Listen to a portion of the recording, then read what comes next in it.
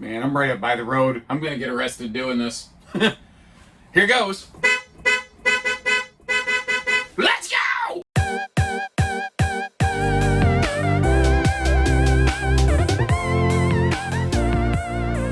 Hey everybody, Josh the RV Nerd here with Bish's RV with the Jayco Precept 34 I Like Ya Cut G. This thing has some serious living space inside of there because you have a full living room super slide, like a lot of motorhomes have. You have a dinette, you have a sofa, you have all that. But on the door side of the RV, you've got effectively like a full wall mega slide. And it goes from the start, like basically right behind the entry door, all the way back into the bedroom is one full slide out. So it gives this thing just an expansive, like cavernously large interior space. But on the full face of that slide, like when I first saw this floor plan, I'm like, man, that's gonna really eat into the patio space. It just doesn't really feel like it does.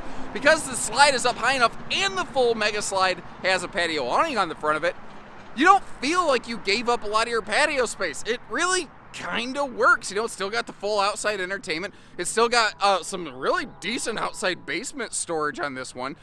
You've also got things like, it comes with a 28,500 BTU central air system. So you're gonna be able to handle the hotter climates. It also has a heat pump and 12 volt tank heaters to handle some colder climates. This is something I could see you parking it. I could see you driving it. I could see you doing snowbird, sunbird, east to west migration kind of traveling. You could get it outfitted with the modern farmhouse decor. You can get it with a combo washer dryer right from the factory, or we could toss one in for you. I could see it working for someone both who doesn't use it every day, and it has some things to like help keep your batteries alive when you're not using it. And I could also see somebody full-time traveling in this. This is one of those models that there's no one single way that I think she works. So one of the first things I want to hit on here is that today we are enjoying the modern farmhouse decor. I'm enjoying it. I guess that's subjective. Maybe you think it sucks. I don't know. But this is the modern farmhouse decor. There is also a more traditional kind of like brown on brown sort of color palette. If you don't enjoy the distressed kind of, white tones with the little accents and all that sort of thing.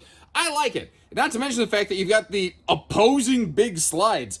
The lighter decor opens this thing right up. It also helps that it's, of course, like a lot of motorized RVs, a carpetless, ventless floor, including over here in the slide. I love it when the slide floor matches the main floor. I like when things look put together intentionally, you know? 7-foot ceiling also opens things up, as does the double accent lights all the way across these upper slide spaces. And where that is really handy is if you do have a guest and they're not really familiar with your RV, it's enough light where it might help them kind of navigate around without blinding everybody. Now, as I said, as long as we're up top here, we have a 28,500 BTU air conditioning system. That is a 15,000 centralized main air with a heat pump, and then a 13.5 centralized second air conditioner. Also of note on here, when you get up into the Precept, you start getting that nice soft touch ceiling liner, and that's doing a couple things for us. The major thing it's doing, though, is drowning out a ton of noise when my motor mouth isn't constantly running.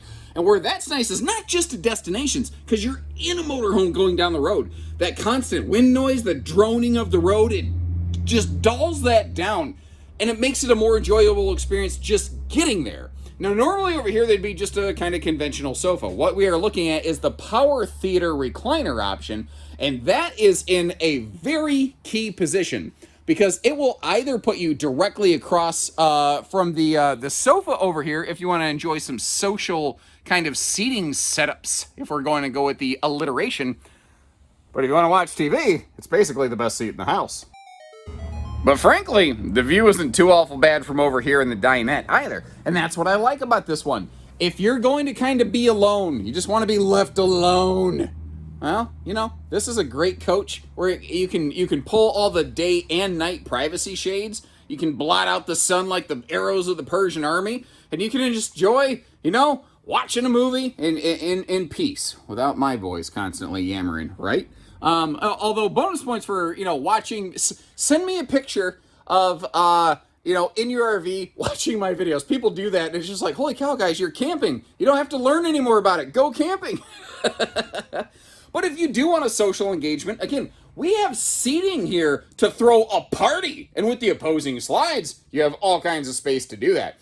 Now, I like this newer Ford chassis as compared to what you saw just a couple years ago.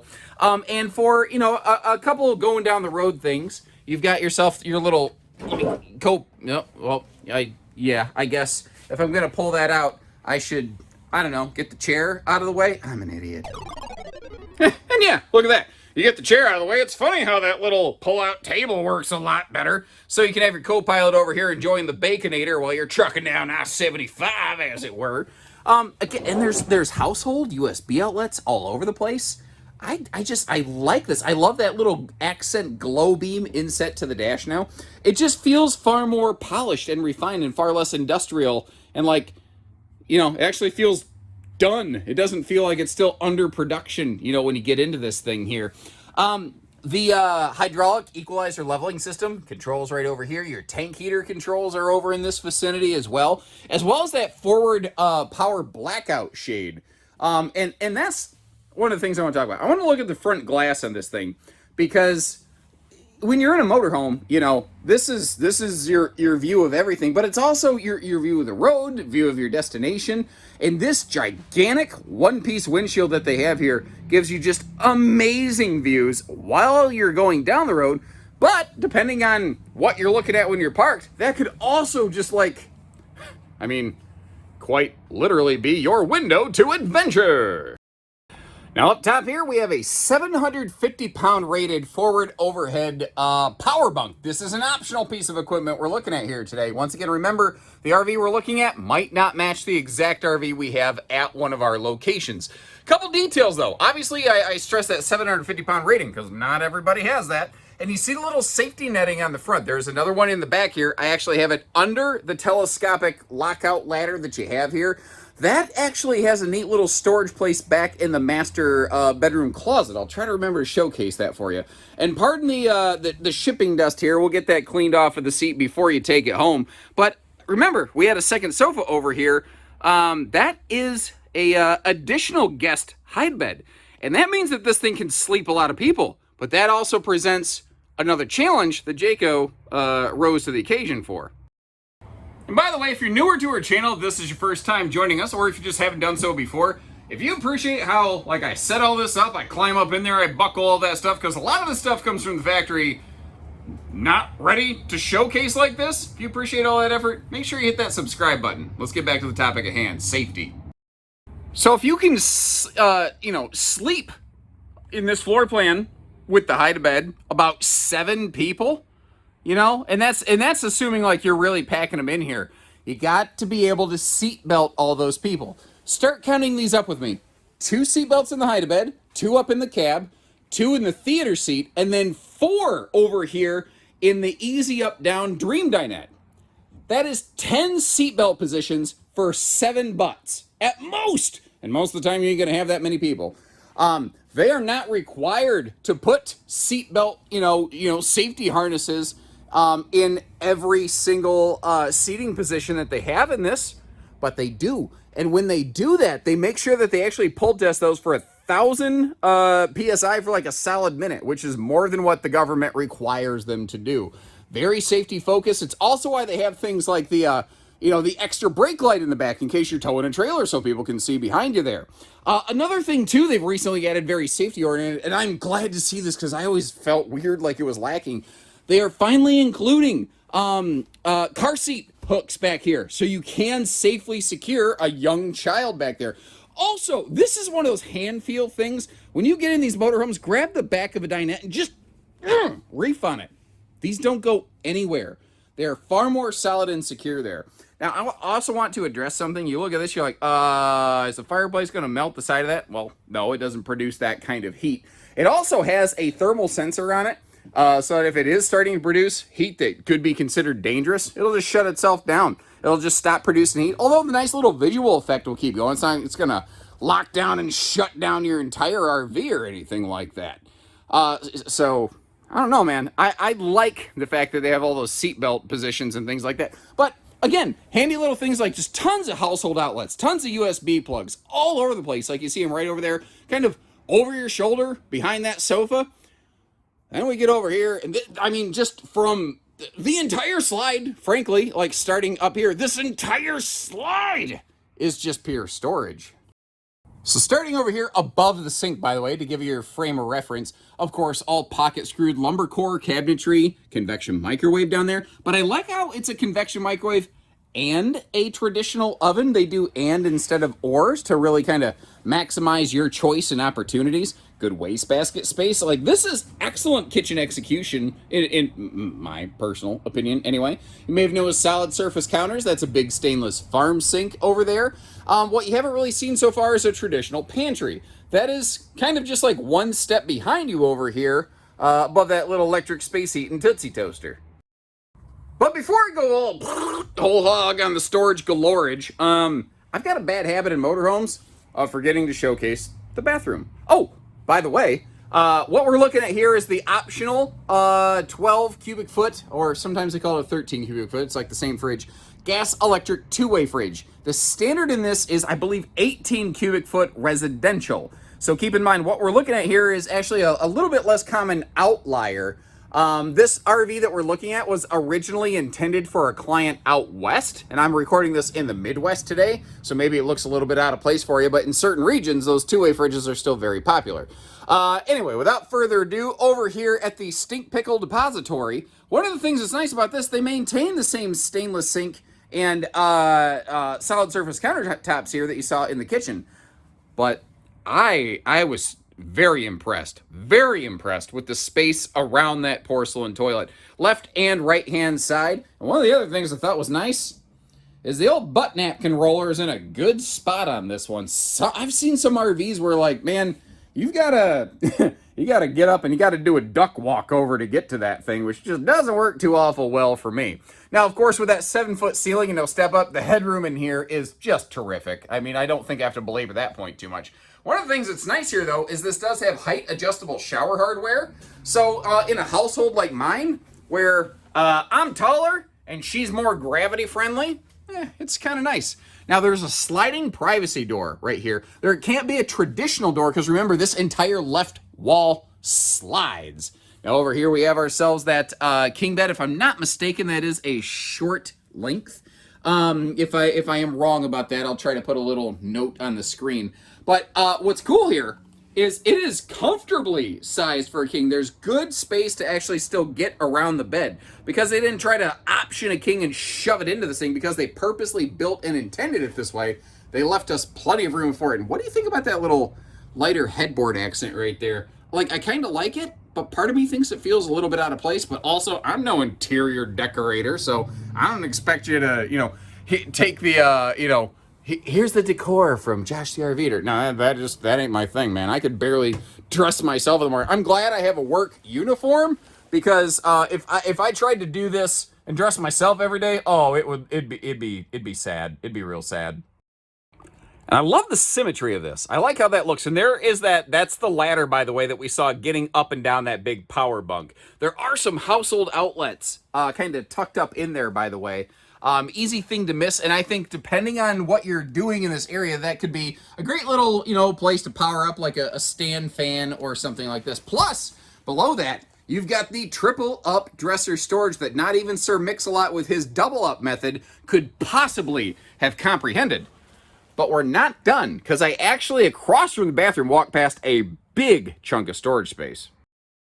And not only is this awesome additional dresser space, that could, I think, maybe be some overflow kitchen stuff. Although over here, one of the cool things is that you see this is actually all prepped and ready for a combo washer dryer. My only gripe here is I kind of wish it had a hanging rod in it so it could be additional closet space. Otherwise, it just put some shelves in it or something. It just kind of feels like a missed opportunity. Am I wrong? I don't know. What do you guys think about that? Now, since the bed is not in the slide, there's a chance that we might maintain the function of this thing in road mode. I haven't closed the slide up yet. Let's do that because, frankly, I'm kind of curious now. But I am pleasantly surprised to report that you do not lose the bed at all in a travel stop with this one. And just to really kind of be able to focus in on that, I actually took the bedspread and everything off so you can see it's not, some weird bendy bed, folding mattress, or anything goof stupid like that, which is a technical term, by the way. That is kind of a hard thing to find sometimes. So if you do roll yourself out of bed, which laying on it to get you this shot, I'm also surprised at the quality of the mattress. It does not suck, which is another very rare find in the RV industry. You know, obviously when you're going down the road, being able to access things like the bathroom in transit is a bigger deal in a motorhome as compared to a towable RV. It's nice on a towable, but it really makes a big difference here. One thing I noticed on this one, because it does give us all that big destination space, it does get a little bit tight here where you have those opposing slides and the big full-size seats, you know. I think what's kind of causing this a little bit is because we have that Televator Entertainment system back here behind the sofa, it did shove the sofa forward a little bit. So, to navigate through this thing, you are doing what I call normally the sideways travel trailer two-step. What do we call that when we're in a motorhome, since, you know, it's obviously not a travel trailer? And I tell you what, I am liking this newer style Ford chassis. Like, this is big, this is spacious, this fits me very nicely. And frankly, the seat can slide back. It's not all the way against the back of the slide right here. There's a lot of room. Now, you know, it's easy just to pop a shoulder over here, be like, hey kids, keep it down. But the view up here, this is one of the things that you just can't get from a towable RV. If you are going to take that great American road trip, there is just no better panoramic scenery in doing it than a Class A motorhome. And we have got her parked right up here next to the road, so apologies if you hear some background noise. I'm trying to make sure I stay on the sidewalk and I don't go out into the street. It's kind of like, you know, when you're watching a major league outfielder run for that ball right against the wall and there's that warning track. That's kind of what I'm using the sidewalk for.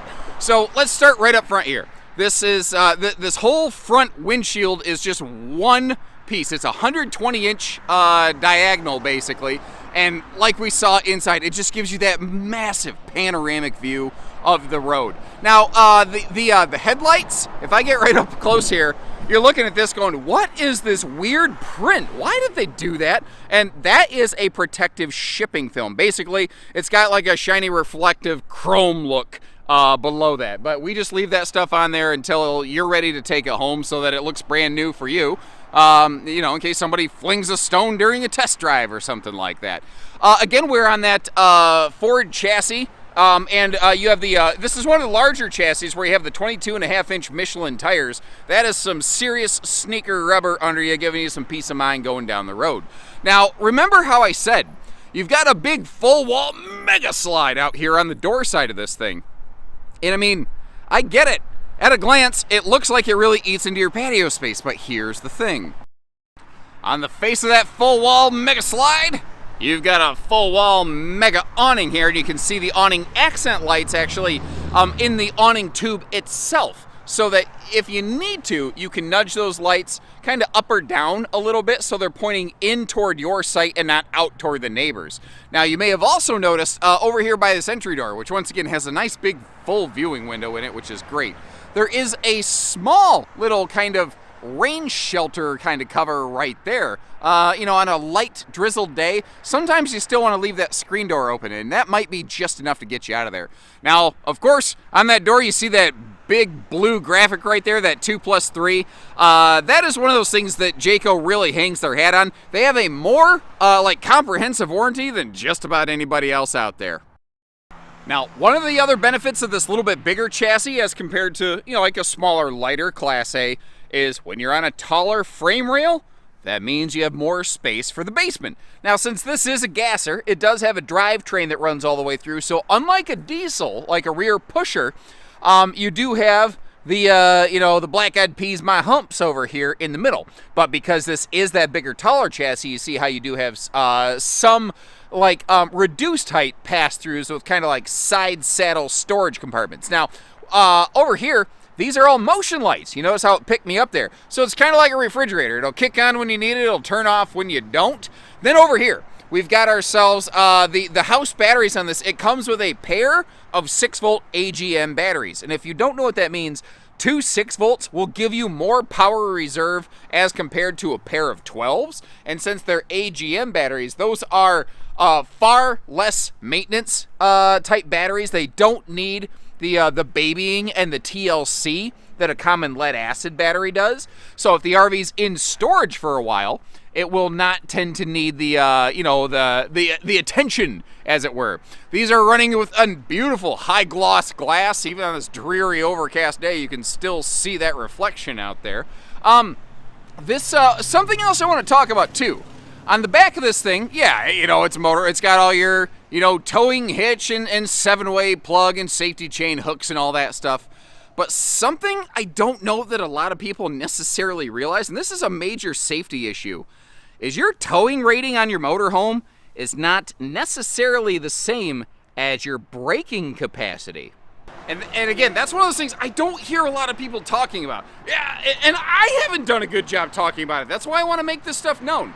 The motorhome's, engine and chassis and suspension, all that, yes, it can handle a load back here. So if you want to tow a small little enclosed trailer, a boat, or, a little chase car with you when you get to your destination, you don't want to unhook your whole motorhome and close your slides and pull up the hydraulic auto leveling jacks on this every time you want to go get a can of peas from the Spartan store, or whatever they have there, I don't know.